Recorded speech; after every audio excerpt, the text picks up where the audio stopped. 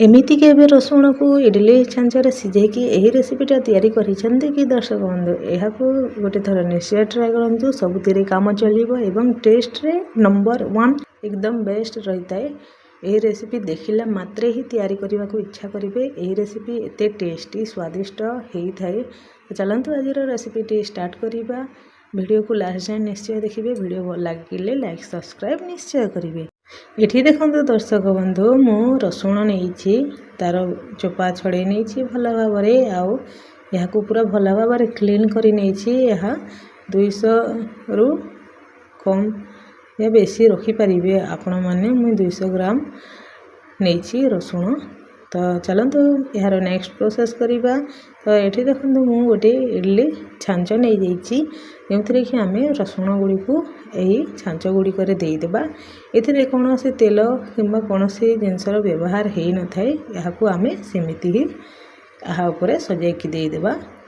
आउ ये रेसिपी आपण मैंने कौ जगार देखुं दर्शक बंधु कमेंट रे निश्चय जनइबे। देखो सब इडली खांचरे सबुतक रसुण को मुझे एबे देखो ये रसुण को स्टीम करने ये 1.5 ग्लास पानी दे देछि। पानी गरम होला परे यही स्टैंड को रखिदेवा।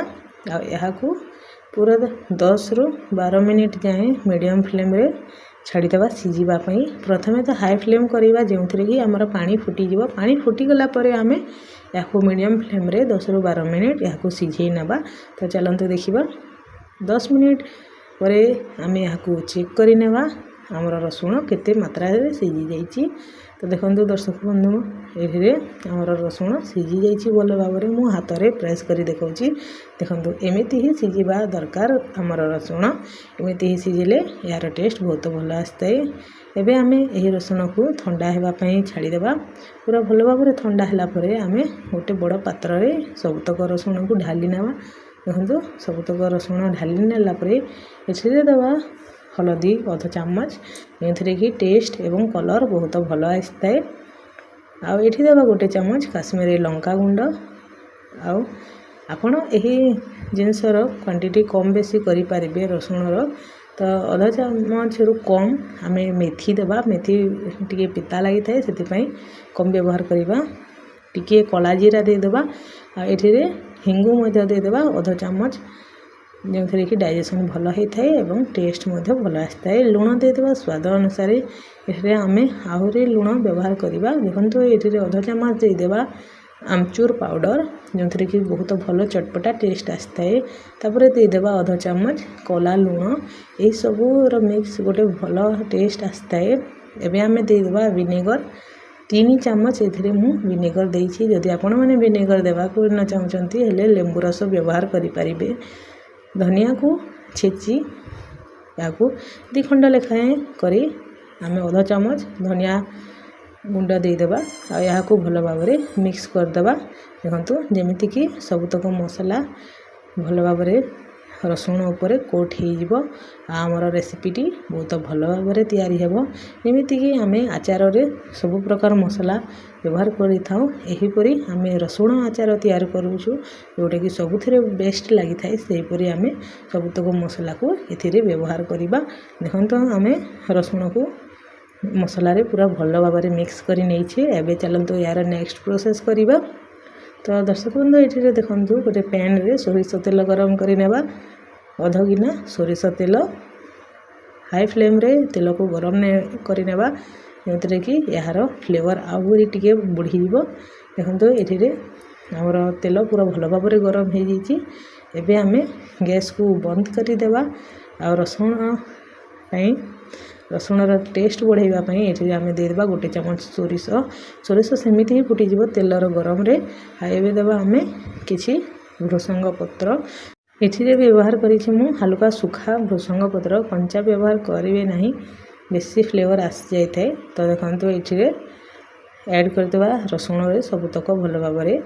तो एबे आम यहाँ पूरा भल भाव में मिक्स करदेवा।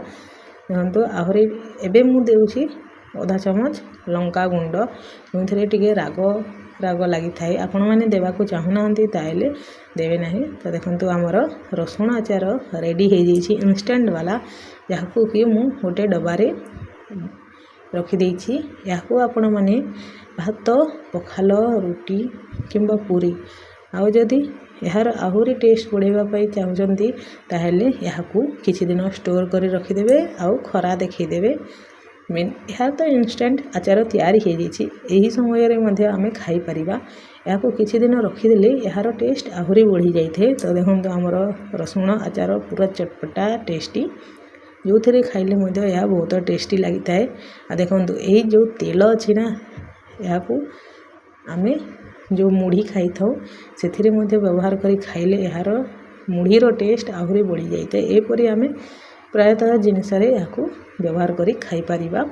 ଖୁବ୍ କମ୍ ଜିନିଷରେ ଏହା ତିଆରି ହୋଇଯାଇଥାଏ, ଖୁବ୍ କମ୍ ସମୟରେ ସହଜରେ ଏହା ତିଆରି ହୋଇଯାଇଥାଏ। ନିଶ୍ଚୟ ଟ୍ରାଏ କରନ୍ତୁ, ଦେଖିଲା ମାତ୍ରେ ପାଟିରୁ ପାଣି ଆସିଯିବ।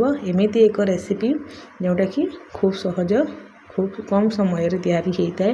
ଦର୍ଶକ ବନ୍ଧୁ, ଆଜିର ଏହି ରେସିପି ଭଲ ଲାଗିଥିଲେ ଗୋଟେ ଲାଇକ୍ ନିଶ୍ଚୟ କରିଦେବେ। ଚ୍ୟାନେଲକୁ ସବସ୍କ୍ରାଇବ୍ କରି ବେଲ୍ ଆଇକନ୍ ପ୍ରେସ୍ କରିଦେବେ। ଏହିପରି ନୂଆ ନୂଆ ଭିଡ଼ିଓର ନୋଟିଫିକେସନ୍ ପାଇ ଆପଣ ସର୍ବପ୍ରଥମେ ଭିଡ଼ିଓକୁ ଦେଖିପାରିବେ। ଆଜିର ରେସିପି କେମିତି ଲାଗିଲା କମେଣ୍ଟରେ ନିଶ୍ଚୟ ଜଣାଇବେ।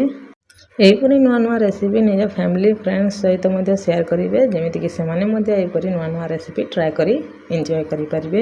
ତ ଦର୍ଶକ ବନ୍ଧୁ, ପୁଣି ଦେଖା ହେବା ଗୋଟେ ନୂଆ ଭିଡ଼ିଓରେ। ରହୁଛି, ନମସ୍କାର, ଜୟ ଜଗନ୍ନାଥ।